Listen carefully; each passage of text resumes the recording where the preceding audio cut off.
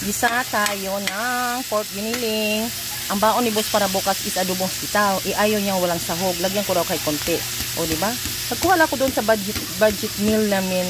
Doon sa may plastic na may giniling. Ayan. Mas makatipid pag giniling.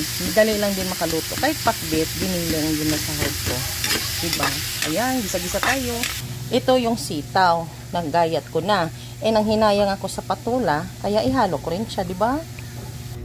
Ayan, pinakuluan ko na yung giniling na karne at meron na rin siyang konting suka, oyster sauce at saka toyo. Diba? Palambutin ko lang konti at palasalasahin ko lang saka ko ilagay yung sitaw. Balik ulit. Nalagay ko na yung sitaw. Simmer ko lang siya ng mga 10 minutes. Check natin. Ooh, sarap. At ayan, ginayat ko na rin yung patula. Diba?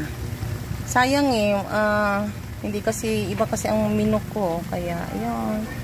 Sarap pa sana to sa, miswa na may bola-bola. Kaya, dito na lang siya sa adobong sitaw.